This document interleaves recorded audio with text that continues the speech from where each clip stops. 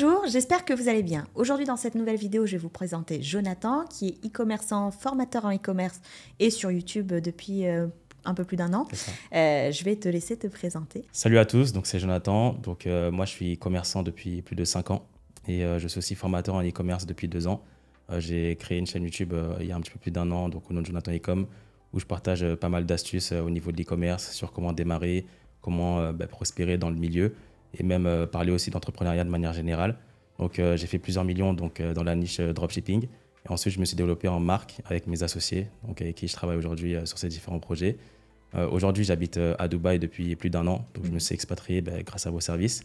Et j'ai fait avant ça 2 ans à Londres et de toute base, j'étais résident donc en France, en région parisienne. Donc globalement, c'est un petit peu ça au niveau de ma présentation.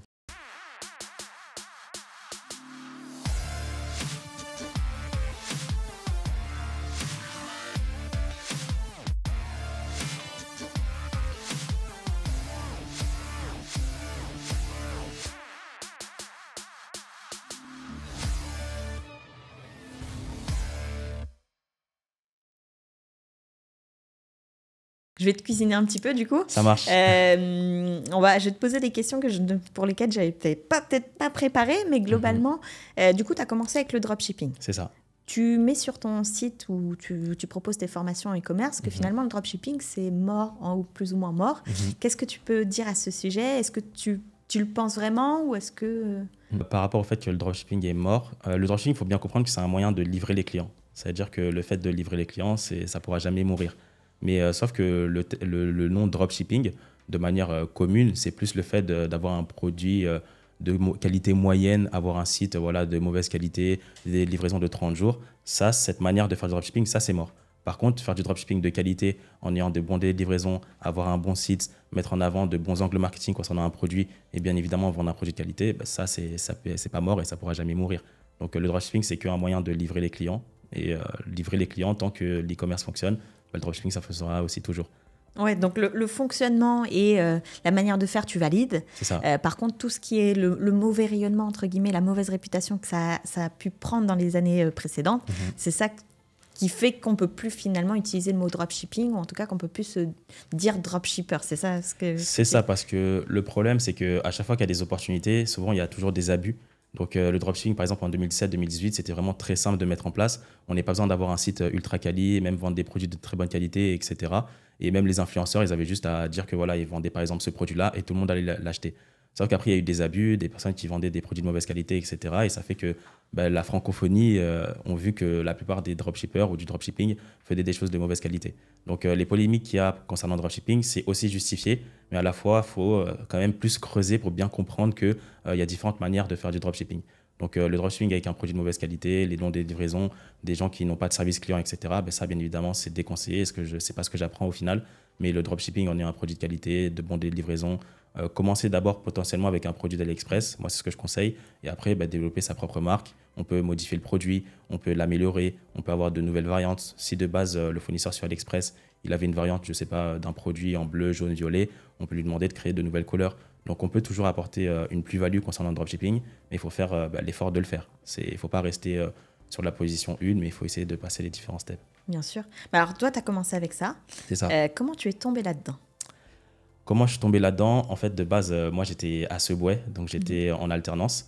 Et comme tous les jeunes, en fait, on voit un petit peu les gens sur les réseaux, etc. Et on avait tout simplement, j'avais envie, en tout cas à ce moment-là, d'avoir l'indépendance financière et géographique, mais je ne savais pas comment faire.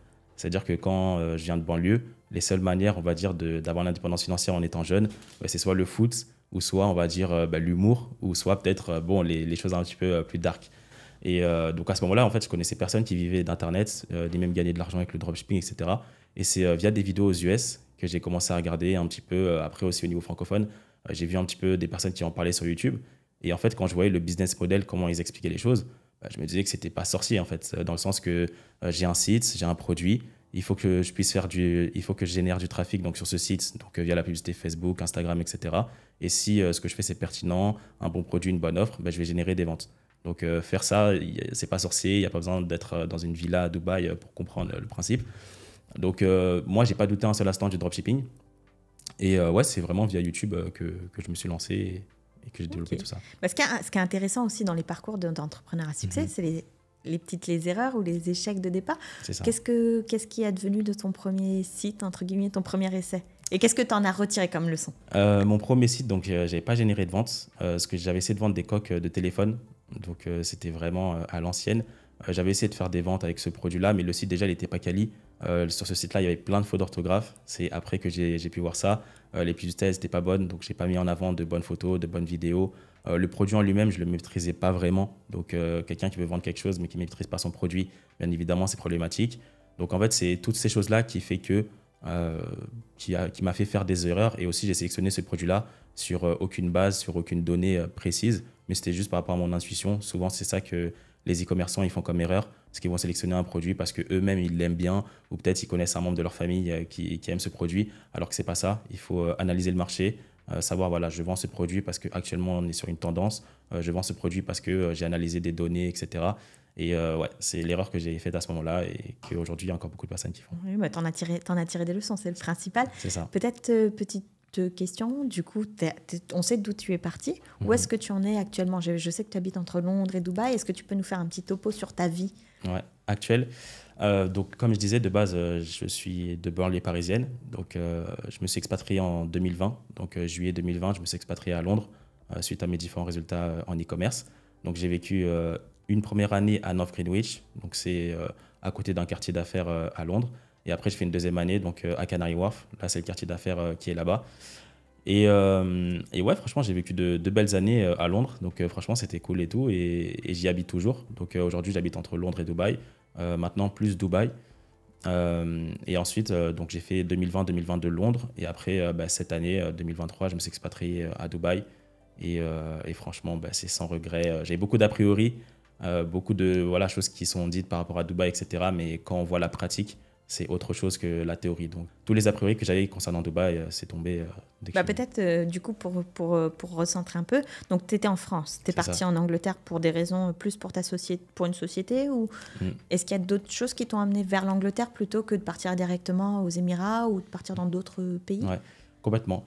En fait, ça fait très longtemps que je voulais vivre en Angleterre parce que bon, j'avais déjà des amis et de la famille là-bas et on va dire que c'était toujours un rêve, on va dire, de pouvoir habiter là-bas et surtout quitter la France. Moi, j'ai toujours eu cette pensée que, on va dire que la France, c'est bien pour la formation. Mais après, vraiment, si tu veux faire autre chose, aller dans de gros objectifs en fonction des domaines, il faut partir. Et même aller dans un pays anglophone pour avoir une autre culture, une autre pensée, c'est ce que je voulais voir. Donc, la pensée francophone, il y a des côtés positifs et négatifs. Et la pensée anglophone aussi. Donc, l'objectif, moi, c'était d'aller dans un pays anglophone et pas trop loin de la France. Donc, c'est pour ça que je suis allé à Londres.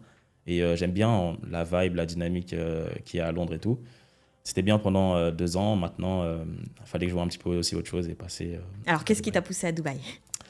Ce qui m'a poussé à aller à Dubaï, premièrement, c'est le réseau. Parce qu'en fait, je connaissais plus de gens. J'ai vécu à Londres pendant 2 ans, mais je connaissais plus de gens à Dubaï qu'à Londres. Et en fait, j'avais besoin aussi de voir physiquement les gens, en fait. C'est-à-dire que, par exemple, à partir de 2020, j'ai commencé un petit peu à me montrer sur les réseaux sociaux en e-commerce. Et il y a des gens que j'avais jamais vus parce que souvent, par exemple, les e-commerçants à Dubaï, ils viennent pas à Londres. Et les gens à Londres, ils viennent très peu à Dubaï. C'est-à-dire qu'on est souvent sur des relations à distance, etc. Et je me suis dit, il y a des gens que voilà, je veux voir en présentiel, discuter avec ces gens-là. Et c'est ce qui s'est passé. Quand je suis venu à Dubaï, j'ai vu énormément de personnes.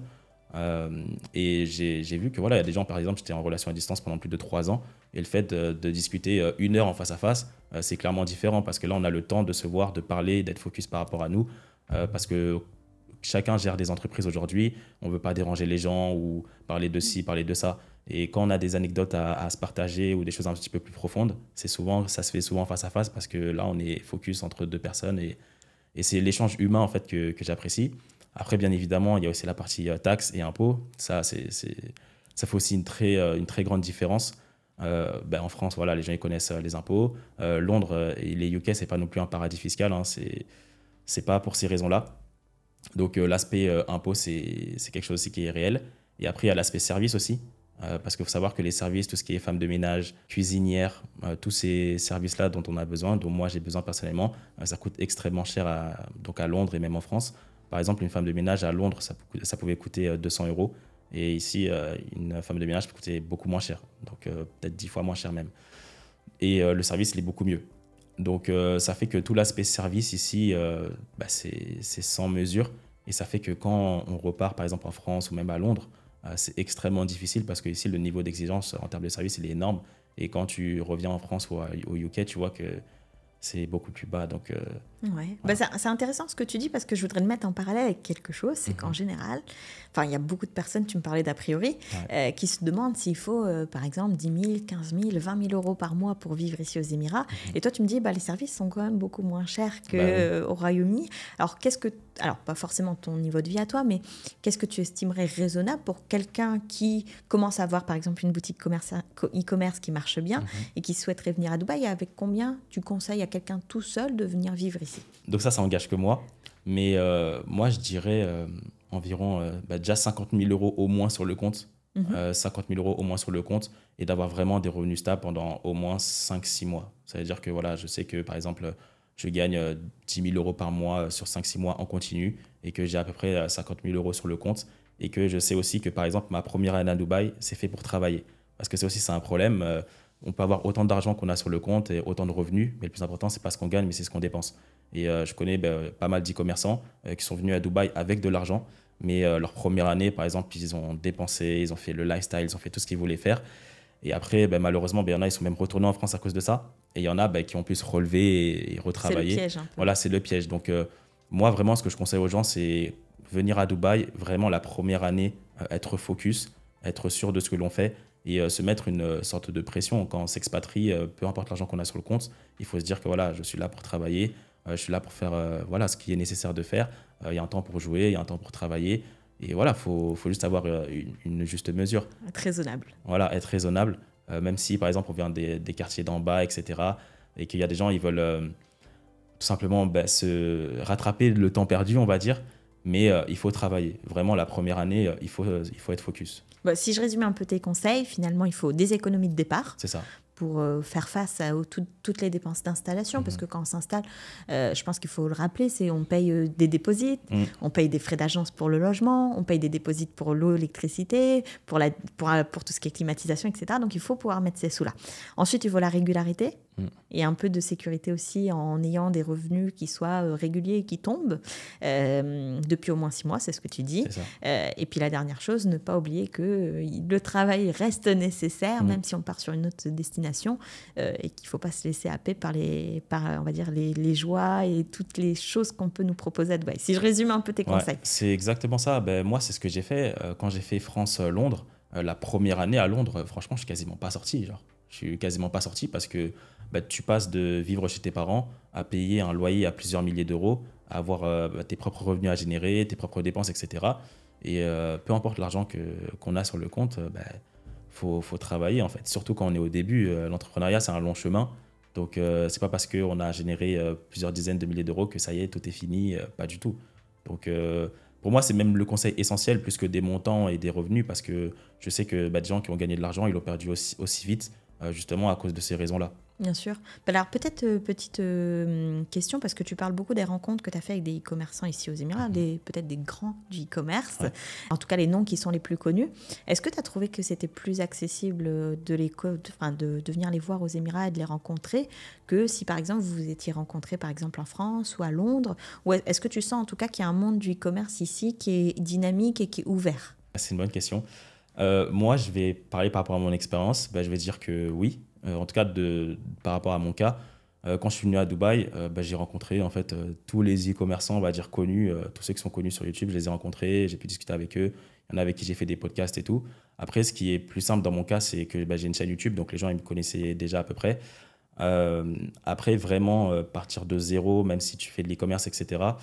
Faire des connexions, c'est possible, mais après, voilà, bien évidemment, c'est du business. Les gens, ils n'ont pas forcément de temps à allouer, donc. Après, parfois, il y a des événements qui font qu'on peut se voir, ou des fois, on peut se croiser. Mais voilà, quand tu as une chaîne YouTube, c'est beaucoup plus simple parce que les gens te connaissent déjà. Si tu n'en as pas, c'est bien d'aller crescendo, d'essayer d'abord de se faire un tel ami. Et ensuite, cet ami-là, il va te présenter d'autres amis. En fait, il faut y aller vraiment petit à petit. Donc, ça aussi, c'est une manière de faire. Par exemple, moi, dans la tour où j'habitais, j'avais un ami de longue date que je connaissais. Et après, à partir de lui, il m'a présenté à lui. Et après, ça c'est devenu aussi mon ami, etc., etc. Donc, en fait, ça se fait beaucoup comme ça, étape par étape. Il ne faut pas chercher à aller trop vite aussi au niveau du réseau. Moi, ce n'est pas forcément ce que je conseille. C'est déjà bien se développer soi-même et ensuite commencer à interagir avec les gens qui puissent aussi avoir quelque chose à tirer de toi, peu importe que ce n'est pas forcément que de l'argent ou de la visibilité. Ça peut être voilà, des choses plus larges, des conseils, juste avoir une bonne vibe aussi, des gens qui sont dans un bon état d'esprit et qui sont de bons conseils. C'est aussi des choses qui sont pertinentes. Donc, ouais, c'est ça, c'est aller crescendo, mais il ne faut pas hésiter aussi à envoyer des messages. Ça veut dire que si, par exemple, quelqu'un il vient à Dubaï, il ne faut pas rester tout seul. Il faut envoyer des messages, même si la personne te répond ou ne te répond pas, ben, ce n'est pas grave. Mais il faut le faire, en fait. Il ne faut pas avoir d'ego par rapport à ça. Même si tu envoies un message, la personne ne répond pas, personne ne va dire « Ah, il est ridicule ». Il faut le faire, en fait, vraiment. Ouais, bah de toute manière, ceux qui ne le font pas, il ne se passera rien. Ben, c'est ça. C'est toujours ce que je dis, c'est qu'on peut toujours essayer. Le pire qu'on puisse avoir comme réponse, c'est un non ou une absence de réponse. Mais en soi, sur toute une vie, c'est pas quelque chose qui est bien dramatique. En fait. Peut-être pour recentrer un peu sur ce que tu fais, est-ce qu'à à ce jour, est-ce que tu gères toi-même tes propres sites e-commerce et est-ce que tu en as 1, 2, 3 enfin voilà, qu'est-ce que tu peux nous en dire un peu plus? Alors, par rapport à ça, donc j'ai un associé, on habite dans la même tour, donc ça fait 3 ans qu'on habite dans la même tour. Quand on était à Londres, on était ensemble. Dubaï, on était à Beach Vista, on était ensemble. Aujourd'hui, on est aussi ensemble. Donc là, aujourd'hui, c'est principalement lui qui gère la partie e-commerce. Donc moi, tout ce que j'ai à faire, c'est surtout recherche produit, veille concurrentielle. Mais après, le reste, c'est délégué. Donc tout ce qui est publicité, recherche de produits, les fournisseurs, etc. Donc aujourd'hui, j'ai des boutiques, mais quasiment tout est délégué. Donc c'est plus moi qui gère tout ça. Passer d'entrepreneur à chef d'entreprise. C'est ça. Ok, c'est intéressant. Et du coup, c'est peut-être ce temps-là aussi qui t'a permis de te dire, tiens, je vais faire de la formation? Oui, en fait la formation en vrai ça m'est tombé dessus parce que de base en fait j'ai créé une chaîne YouTube, c'était juste pour partager un petit peu de valeur de base et après ce qui s'est passé c'est que ça a pris assez rapidement. Donc de base c'était vraiment pour partager de la valeur, pour me dire que voilà je vais aider les gens. Bon après il y a quand même un intérêt voilà financier ou même de visibilité, mais après de base en fait je comptais pas faire une formation, c'était juste partager des conseils et au final le temps que j'ai maintenant aujourd'hui vu que tout est délégué, ouais je peux le mettre dans d'autres business. Ouais. Sur ton site de formation e-commerce, tu dis qu'il est possible de créer en 30 jours un site e-commerce rentable. Déjà, comment c'est possible? Et puis, quelles sont les grandes étapes si on veut réussir? En fait, l'histoire des 30 jours, c'est plus un aspect marketing, on va dire. Pour être honnête, c'est pas dire que c'est pas impossible, mais en fait, quand une personne veut acheter une formation, il a besoin d'avoir un ordre d'idée en termes de temps. C'est-à-dire, on est obligé de mettre un temps donné, en fait. C'est-à-dire que pour réussir dans l'e-commerce ou dans le business, il faut du long terme. C'est-à-dire qu'en principe, les gens ne vont pas réussir en 30 jours. Donc, c'est juste qu'aujourd'hui, les gens ils mettent ces titres-là parce que tu as une possibilité de te lancer en 30 jours et, par exemple, de faire tes premières ventes. Après, ça dépend, en fait, les expectations, en fait, les attentes que les gens ont par rapport au business. Donc, si les gens pensent qu'ils vont devenir millionnaires en 30 jours, la réponse est non. Si même les gens pensent qu'ils vont devenir indépendants financiers en 30 jours, la réponse est non aussi. Mais par contre, si les gens ils estiment qu'ils aimeraient bien générer leur première vente en 30 jours, ça, c'est quelque chose qui est possible. Donc, quand on dit générer une boutique rentable, c'est le fait de réussir à générer ses premières ventes en 30 jours. Donc ça, oui, c'est possible de le faire. Mais non, personne ne deviendra millionnaire en 30 jours. Personne ne va s'expatrier à Dubaï en 30 jours. Donc, non. Non, mais ça me rassure d'entendre ça parce que je préfère autant que tu me dises ça que l'inverse. Et parmi tes clients, quels sont un peu les résultats moyens? À quel moment ils peuvent peut-être atteindre cette indépendance financière? En vrai, indépendance financière, pour moi, en vrai, honnêtement, c'est minimum 6 mois, je pense. Entre 3 et 6 mois, au grand minimum. La majorité, c'est plus. Ça prend un petit peu plus de temps. Ça peut être 1 an, voire 2 ans. Mais vraiment, pour avoir l'indépendance financière, avoir suffisamment d'argent pour ensuite s'expatrier et, par exemple, vivre à Dubaï, avoir de bons revenus, c'est au minimum 6 mois. Ça serait vraiment au minimum 6 mois. Ce qui est déjà plutôt court. Ce qui est déjà plutôt court. L'entrepreneuriat et la vie, c'est quelque chose de long terme. Réussir à avoir un business rentable et pouvoir s'expatrier, avoir l'indépendance financière en 6 mois, dans la vie, ça représente rien 6 mois. Donc voilà, 30 jours pour avoir ses premiers résultats et ensuite, il faut continuer à travailler, réinvestir l'argent, pas faire n'importe quoi. Et en 3-6 mois, c'est possible alors, quand tu me dis ça, à quelle typologie de clients tu fais référence? Est-ce que c'est des personnes qui partent vraiment de rien ou est-ce que c'est des personnes qui, par exemple, ont déjà essayé, se sont ratées, entre guillemets, ou est-ce que tu t'adresses à un public, par exemple, qui sait déjà faire un site, qui sait déjà rechercher un produit? Moi, en fait, mon public, il est très large. C'est un petit peu de tout.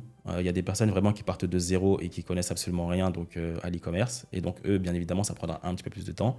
Il y a des personnes qui sont déjà lancées dans d'autres business en ligne, notamment Amazon FBA, donc des personnes qui ont essayé de se lancer dans ce business-là et qui ont perdu aussi de l'argent. Donc il y en a qui réussissent, bien sûr, et c'est un business qui fonctionne, mais aussi des gens qui n'ont pas réussi et qui décident de se lancer donc, avec ce dropshipping de Shopify. Et il y a aussi des personnes qui sont par exemple sur des business physiques et qui veulent faire voilà, un pivot avec tout ce qui s'est passé, le Covid, etc. et qui veulent passer donc, sur des boutiques e-commerce et sur un business en ligne. Donc c'est ces trois typologies de clients.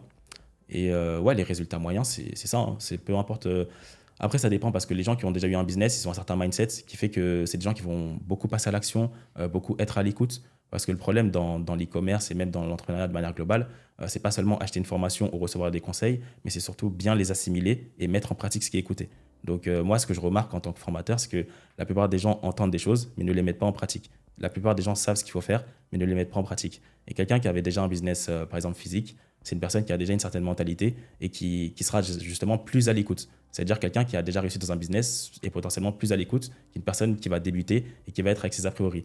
Donc après, là, je n'en fais pas une généralité, mais si on fait une moyenne, c'est le cas. Non, mais je suis assez d'accord sur la notion de prise de risque.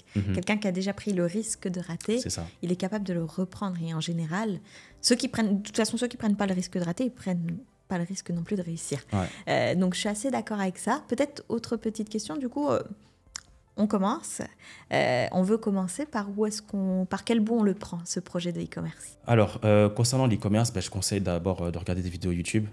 C'est pas forcé d'acheter une formation. Moi, ce que je conseille, c'est d'abord regarder des vidéos YouTube, faire ses premières ventes. Et si les gens ils veulent aller plus loin sur des formations, que ce soit la mienne ou un autre, qu'ils puissent y aller. Donc déjà, regarder vraiment des vidéos YouTube, être assidu sur des vidéos YouTube, prendre le temps de regarder. Après, il faut faire donc de la recherche de produits. Donc trouver un produit qui est tendance, un produit de qualité, un produit qui appartient à une grande niche, donc où on peut cibler donc pas mal de personnes. Donc ça nous permettra d'avoir pas mal de revenus. Il faut ensuite choisir son marché. Donc est-ce qu'on se lance sur le marché français, le marché américain, etc. Donc moi, personnellement, je conseille de se lancer sur le marché français parce que c'est un marché qu'on maîtrise. Donc la plupart des personnes sont francophones. Voilà, si je sais pas, les gens ils ont 15, 20, 30 ans, ça fait plusieurs dizaines d'années qui sont eux-mêmes consommateurs du marché francophone. Donc pour débuter l'e-commerce, donc c'est bien parce qu'on sait qu'il y a certaines manières il y a une certaine manière de parler, une certaine manière de mettre en avant des produits. En tant que nous-mêmes consommateurs, on sait qu'il y a certaines choses à ne pas faire. Donc, le choix du produit, le marché. Après, aussi les publicités. Donc, est-ce qu'on se lance sur Facebook? Est-ce qu'on se lance sur Instagram? Est-ce qu'on se lance sur TikTok? Aujourd'hui, il y a beaucoup de gens qui vont dire plein de choses. Il y a l'aspect vérité, il y a aussi l'aspect marketing. Personnellement, moi, je conseille de se lancer sur Facebook. C'est la plateforme qui a le plus de data, le plus de données au monde. Ça, c'est incontestable et indiscutable. Et l'intérêt de Facebook, c'est que les personnes qui vont investir sur la plateforme gagnent de l'argent. Donc, en principe, c'est l'intérêt de toutes les plateformes de publicité. Mais voilà, aujourd'hui, Facebook, c'est les numéros 1. C'est vrai qu'il y a TikTok qui vient très vite, mais moi, je conseille personnellement de se lancer avec Facebook. Donc, il faut apprendre ça, notamment sur YouTube. Apprendre justement à créer son site. Donc, dès lors qu'on a sélectionné tout ça, créer son site, ça prend un petit peu de temps. Quand on est débutant, c'est normal de faire des erreurs. Voilà, moi, je vois tous les jours certains sites qui sont catastrophiques. Mais il faut toujours se dire, est-ce que si moi, de manière objective, je vois ce site, est-ce que moi-même, j'achèterais sur ce site-là? Ou par exemple, ce que je conseille, c'est montrer votre site à vos amis ou à votre famille. Montrer par exemple 5 sites et demandez-leur quel est le site auquel tu as moins confiance. Donc si on voit qu'au final c'est le tien, c'est problématique. Donc toujours essayer d'avoir un regard extérieur sur ce que l'on fait. Parce que souvent, les gens, quand ils se lancent dans un business, ils pensent tout savoir, ils ont beaucoup de convictions, alors qu'ils débutent, ils n'ont aucune donnée, aucune data sur ce business, mais on a des convictions. Et ensuite, le plus important, c'est la mise en pratique. Donc, tester des produits. Parce qu'il y a des débutants, je ne sais pas, ils aiment bien faire des sites, mais juste pour le faire, ils aiment bien faire de la recherche de produits. Mais au final, si tu ne testes pas le produit, tu ne peux pas avoir de résultats. Donc, il faut dépenser de l'argent, il faut tester, et c'est ensuite comme ça qu'on peut avoir des résultats. Parce que ce que j'aime bien sur ce que tu as dit sur les 5 sites, c'est qu'en vrai, souvent, quand on montre à des amis ou à de la famille, ils ont tendance à vouloir être gentils. C'est ça. Et à vouloir dire, c'est chouette, t'as avancé, ça rend bien. Oui. Et ils ont du mal à dire les critiques. Et ce que j'aime bien, ce que tu viens de dire, c'est que, en vrai, l'histoire des 5 sites, ce qui est bien, c'est que finalement, quand on ne sait pas lequel est lequel, les critiques peuvent être plus honnêtes. Et même les critiques qui font mal, en vrai, c'est les plus utiles. C'est ça. Parce que vaut mieux que ce soit un ami ou de la famille qui te dise que le site ne va pas et qu'il n'est pas beau, par exemple, plutôt que quelques clients qui vont se moquer de fautes d'orthographe, qui vont se moquer de l'apparence du site. Donc, je suis assez d'accord là-dessus. Oui, complètement. Et pour rebondir sur la partie sites, souvent, il y a des formateurs, même moi, je fais des analyses de sites. Donc, j'analyse un petit peu les sites des abonnés pour voir un petit peu qu'est-ce qu'ils font. Et l'objectif, justement, c'est qu'on puisse apprendre ensemble. Ça veut dire qu'il ne faut pas prendre personnellement les choses. Je sais qu'il y a des gens, voilà, quand on critique leur site, ils pensent que limite c'est personnel. Mais justement, l'objectif, c'est qu'on puisse apprendre ensemble et que c'est mieux qu'on te fasse des reproches avant que tu aies lancé de la publicité que plutôt tu aies investi 100, 200 euros et que les gens n'achètent pas sur ton site parce que tu as des fautes d'orthographe, etc. Donc, il ne faut pas prendre les choses trop à cœur. De toute façon, c'est du business et tout. Il faut avoir du recul. Et ce n'est pas parce qu'on te fait des reproches par rapport au business qu'on te fait des reproches sur ta personne individuelle. Bien sûr. Peut-être petite question, parce que tu parlais de faire un site, de faire des pubs, etc. Quelqu'un qui, on va dire, pas forcément quelqu'un qui a beaucoup de sous, mais avec combien on peut estimer que c'est raisonnable de se lancer? C'est-à-dire que si demain, admettons, on repère un produit, mais qu'on n'est même pas dans la volonté ou la capacité d'acheter le produit pour voir s'il est bien déjà, parce qu'il y a aussi cet aspect-là, hein. Quand le produit, on ne le fabrique pas, on ne sait pas forcément quelle est la qualité de ce produit. Quel est le budget un peu qu'on peut se dire, bon, bah, tiens, ça c'est un budget raisonnable pour lancer mon site, pour faire un petit peu de pub et peut-être démarrer des ventes pour continuer par la suite à continuer sur la voie des pubs, etc. Après, encore une fois, à cette réponse, il y a la réponse du marketeur et la réponse de la personne à peu près honnête. La personne du marketeur dirait 0 euros parce que c'est ce qui fonctionne. Quand on fait des vidéos où on dit comment se lancer en dropshipping avec 0 euros, c'est là où les gens vont cliquer. Moi-même, j'ai fait des vidéos où je dis comment se lancer avec 50 euros. Donc, c'est ce qui fonctionne. Mais après, la réalité, c'est que pour se lancer en e-commerce, il faut au moins entre 500 et 1000 euros. Pour moi, c'est vraiment le minimum pour quelqu'un vraiment qui prend les choses au sérieux. Parce que dans tous les cas, quand on est débutant, on va faire des erreurs. Il y a peut-être 100 euros qui vont passer par là, 200 euros qui vont passer par là parce qu'on est débutant. Parfois, il y a des personnes qui vont lancer des publicités sur Facebook et comme ils ne savent pas arrêter ces publicités, ils vont investir 200 euros à perte et sans faire exprès. Personnellement, c'est une chose que moi-même j'ai fait. Donc en fait, c'est normal. Il y a des personnes qui vont prendre des abonnements involontairement, etc. Donc en fait, il y a tellement d'erreurs que l'on fait que dire de se lancer avec 100, 200 euros, c'est malhonnête en fait. Donc ouais, ça serait vraiment un budget entre 500 et 1000 euros parce que si on parle budget, il faut payer Shopify, donc c'est à peu près 30 euros. C'est ce qui permet de créer un site et mettre en place les angles marketing. Il y a des applications d'avis, donc Look, c'est à peu près 10 euros. Il y a le fait de faire de la recherche de produits, notamment avec Minea, ça peut coûter entre 49 et 99 euros. Le fait de tester des produits, pour avoir des résultats en dropshipping, il faut tester différents produits. C'est très, très rare qu'une personne ait des résultats dès son premier produit. Donc, en général, moi, ce que je recommande, c'est tester entre 3 et 7 produits et dépenser à peu près 100 euros par produit. Donc déjà, juste si on part du minimum, tester 3 produits, ça fait déjà 300 euros. Et plus tout ce qui est à côté, la partie technique, Shopify, etc., on est déjà à 200 euros. Donc vraiment, c'est le grand, grand minimum d'avoir 500 euros. Non, mais ça me paraît très raisonnable ça me paraît très raisonnable. Et puis en plus, il faut, entre guillemets, même si ça peut paraître beaucoup pour certaines personnes, finalement, si on n'augmente pas l'exposition du produit, on ne peut pas aussi savoir si des gens sont prêts à l'acheter. Donc non, je comprends. Peut-être autre petite question autour du e-commerce, c'est l'évolution du e-commerce. Parce que tu m'as dit, le dropshipping, finalement, on ne peut plus trop en parler parce que le nom a une mauvaise connotation. Donc on va plus être autour du e-commerce. Comment tu vois les choses sur la suite, peut-être avec tout ce qui est intelligence artificielle est-ce que ça va aider? Est-ce que ça va concurrencer? Est-ce que ça va peut-être diminuer le budget dont on a besoin pour commencer? Enfin voilà, comment tu le vois? Pour moi, l'intelligence artificielle, c'est une énorme opportunité. Vraiment, c'est vrai qu'aujourd'hui, il y a une tendance par rapport à ça, mais la tendance, elle est justifiée. Parfois, il y a des tendances sur les réseaux que ce n'est pas justifié, mais pour le coup, là, ça l'est. L'intelligence artificielle, c'est un vrai outil. C'est vraiment un assistant virtuel, c'est comme son nom l'indique, et ça nous aide vraiment à tous les niveaux. Ça veut dire que quand on veut réussir à avoir des résultats en e-commerce, il faut gérer la partie copywriting, donc le fait de savoir écrire pour vendre, la partie marketing, mais quand on est débutant, c'est normal qu'on ne gère pas ces choses-là. Mais aujourd'hui, on peut demander à l'intelligence artificielle de me créer une fiche produit de qualité et je peux directement copier et la remettre sur mon site. Je peux faire par exemple de la veille concurrentielle. Ça signifie de regarder différents concurrents qui vendent mon produit. Et je peux demander à ChatGPT, donc je vais copier la fiche produit d'un concurrent et je vais demander à ChatGPT, améliore-moi cette fiche produit ou change les angles marketing de cette fiche produit. Et ça, avant, il n'y avait pas ça. Donc ça nous aide sur la fiche produit. Pour les publicités, pareil, je peux demander à ChatGPT, est-ce que c'est mieux de vendre ce produit avec des vidéos ou c'est mieux avec des photos? Et va t'expliquer exactement comment on fait. Au niveau de la publicité Facebook, pareil, faut mettre en place une description et un titre. En tant que débutant, c'est normal de ne pas savoir. Et je peux demander à nouveau à ChatGPT donc, comment mettre ça en place, etc. Donc, en fait, ça nous aide vraiment à tous les niveaux. Et j'ai fait des vidéos à ce sujet, justement. Et c'est incroyable, en vrai. Ouais, de toute façon, je mettrai en lien, en description tout ce qui te concerne. Parce que je sais aussi que tu montres des études de cas, tu montres des chiffres chez tes clients. Donc, ça peut être intéressant pour quelqu'un qui souhaiterait se lancer. Peut-être Une petite question piège, entre guillemets, ton top 5 des outils à utiliser. Alors, pas forcément pour quelqu'un qui est déjà dans l'e-commerce, plus pour quelqu'un qui veut se lancer dans l'e-commerce. Sur quoi il peut se tourner, on va dire, sans peur que ça soit déjà trop compliqué à utiliser et qui va lui faciliter son démarrage. Le premier outil, c'est Shopify. Donc ça, tout le monde connaît. Ça nous permet de créer un site et mettre en place les angles marketing. En fait, ce qui est bien avec Shopify, c'est qu'il n'y a pas besoin d'utiliser du code, d'être un expert en informatique. Les gens, quand ils se lancent en e-commerce, ils pensent que voilà, faut être un expert en informatique. Ils vont dire, oui, mais moi, je ne maîtrise pas ces outils-là. Justement, Shopify, c'est fait pour ça. Donc Shopify, c'est une trentaine d'euros. C'est fortement conseillé. Après, il y a une application qui s'appelle Loox. Donc c'est Loox. Ça permet de mettre en place des avis clients. Donc soit les clients, ils mettent eux-mêmes directement les avis, ou soit, par exemple, on peut reprendre des avis sur Amazon et les mettre directement sur notre site. Donc, ça aussi, c'est indispensable pour vendre sur Internet. Forcément, il faut qu'il y ait des avis, il faut qu'il y ait des antécédents, parce que sinon, les gens, ils n'auront pas forcément confiance. Donc, c'est la deuxième chose. Ensuite, donc, il y a Minia. Donc, Minia, c'est un outil pour faire de la recherche de produits. Ça dépend, les abonnements, c'est entre 49 et 99 euros par mois. Donc, ça permet de trouver différents produits gagnants. C'est quelque chose qui est fortement conseillé. Moi, quand je fais de la recherche de produits, ce que je conseille, c'est de faire une recherche de produits avec un outil gratuit. Par exemple, regardez sur Amazon les best-sellers, qu'est-ce qui se vend le plus sur Amazon, parce que Amazon, c'est la plateforme numéro 1. Et après, en parallèle, regardez donc les ads, donc les publicités sur Facebook. Et ça se fait via Minia.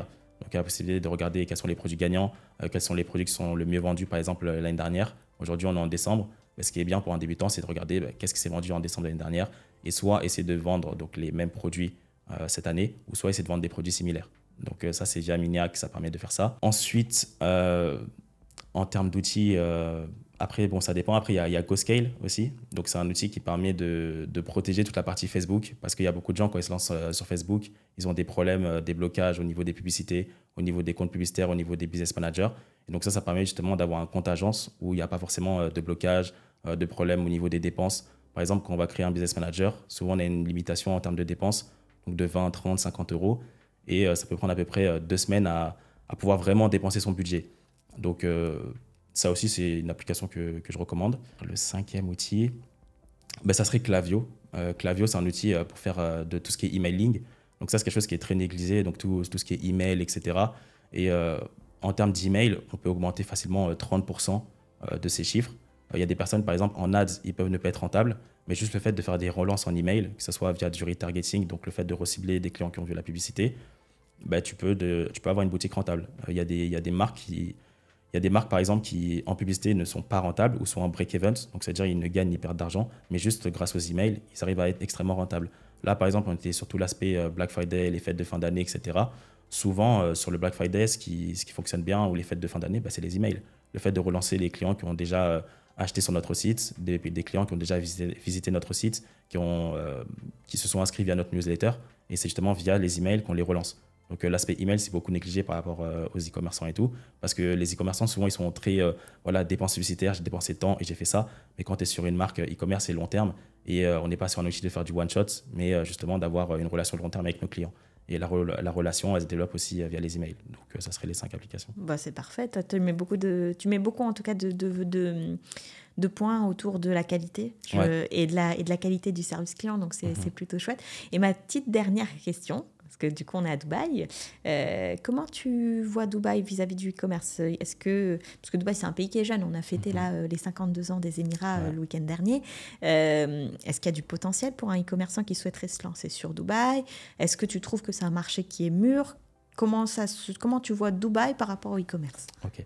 Donc là, ça serait faire des publicités sur Pas Dubaï ? nécessairement faire des publicités, mais par exemple lancer un site avec pour public les personnes qui vivent à Dubaï. Okay. Est-ce que tu as l'impression... Alors, parce que moi, quand je suis arrivée ici aux Émirats, ça fait un petit nombre d'années maintenant, mais à l'époque, Amazon, on ne pouvait quasiment pas acheter dessus parce que tous les produits venaient du UK. Enfin, il n'y avait pas vraiment d'Amazon aux Émirats. Donc, à chaque fois qu'on achetait un produit sur Amazon, les frais de port et les frais de douane, c'était énorme. Donc, on allait sur des plateformes type Noon, etc. Moi, personnellement, je te donne ma réponse, mais voilà, je vois que de plus en plus, il y a de plus en plus des choses qui sont, entre guillemets, adaptées à l'achat en ligne, même si aux Émirats, on est beaucoup dans le service, c'est-à-dire qu'on va beaucoup acheter de la nourriture à emporter, enfin en livraison, on va beaucoup prendre une femme de ménage et elle va venir chez nous. Je trouvais que le e-commerce, c'était, à l'époque où j'étais là, c'était un peu faible. Après, c'est toi qui me dis ce que tu en penses. En vrai, je suis d'accord. Après, moi, ça fait pas longtemps que je suis là, mais j'ai eu certains échos de personnes qui sont là depuis des années. C'est vrai que, oui, il n'y avait pas Amazon, etc. Et aujourd'hui, c'est le cas. Donc, après, vraiment, parler de dropshipping, personnellement, j'ai jamais testé le marché Émirats. Après, j'ai des amis qui ont testé et qui ont eu des résultats. Mais personnellement, j'avoue, c'est pas un marché que j'ai testé vraiment pour faire de la publicité en dropshipping, etc. Mais il y a un public. Dans tous les cas, dès lors qu'il y a un public, il y a de la demande. Et s'il y a de la demande, il faut se positionner en tant qu'offre pour vendre. Donc après, je ne connais pas vraiment les statistiques possibles de ce qui est possible de faire. Par exemple, vraiment, si on parle de faire du dropshipping pur. Mais après, en tout cas, faire de l'e-commerce, créer une marque, forcément, il y a des gens qui sont ici. Donc c'est quelque chose qui est possible. Ici, il y a des gens qui ont du pouvoir d'achat. Donc si on arrive à avoir un bon produit, une bonne offre, et qu'on arrive à avoir un site qui inspire la confiance auprès des clients, oui, ça peut être un bon marché. Je vais te challenger un peu, je vais te dire, après quelques années, quand tu auras passé quelques années aux Émirats, si ça te plaît toujours autant et que tu veux te prendre le risque d'essayer ici et que ça fonctionne ou que ça ne fonctionne pas, n'hésite pas à me dire, puis on refait une vidéo YouTube. Ouais, complètement. Mais je pense que ça peut être un sujet peut-être intéressant à tester, entre guillemets, quand tu auras identifié peut-être un peu plus le public cible, le marché, etc. Parce que je ne doute pas, en plus, par rapport à tout ce que tu nous as dit, puis tout ce que tu nous as apporté en termes d'expérience, que ce n'est pas quelque chose qui va se faire du jour au lendemain. C'est ça, exactement. Après, j'ai un ami qui voulait lancer une application concernant la population de Dubaï. Je ne peux pas dire exactement la chose parce que c'est en cours, justement. Et ce qu'il a fait, c'est qu'il a analysé le marché. Il a vu que, par exemple, cette application, elle fonctionnait très bien, par exemple, aux US et qu'il n'y a personne qui faisait ça à Dubaï. Donc, alors qu'il y a un public qui peut être très intéressé par cette application. Donc, au final, c'est du dropshipping. Regardez qu'est-ce qui se fait à l'étranger, s'il y a des applications ou certaines manières de faire qui se font, par exemple, aux US, en France ou ailleurs, mais qui n'y a pas forcément à Dubaï, ça peut très bien fonctionner, que ce soit une application ou d'autres manières de vendre des choses en ligne. Affaire à suivre. Affaire à suivre, comme on dit. Non, mais en tout cas, ça sera avec plaisir si jamais tu veux repasser un jour. Ça marche. Je laisse les personnes mettre en commentaire si elles ont des questions ou si elles veulent venir directement te voir sur les réseaux sociaux. Tu es présent où? Alors, moi, principalement sur YouTube. Donc, en général, je fais 1 à 2 vidéos par semaine où je partage des vidéos sur l'e-commerce et l'entrepreneuriat de manière générale. Après, il y a Instagram. Actuellement, je reçois pas mal de messages et tout, mais les gens ils peuvent m'envoyer un message et je ferai en sorte de répondre. Donc, ce serait plus YouTube et Instagram. Impeccable. En tout cas, je te souhaite le meilleur pour la suite. Merci beaucoup. On espère te revoir et te suivre. En tout cas, je sais que ceux qui veulent voir ce que tu fais, ils peuvent venir suivre sur ta chaîne YouTube directement, que tu montres pas mal de choses aussi, que tu es assez transparent dans ce que tu fais. Donc, je trouve ça vraiment intéressant. Et puis, s'il y a d'autres questions, s'il y a besoin, on se reverra. Ça marche. En tout cas, je te remercie beaucoup. Merci à toi. Je te souhaite une bonne journée, puis je vous dis à très bientôt dans une prochaine vidéo.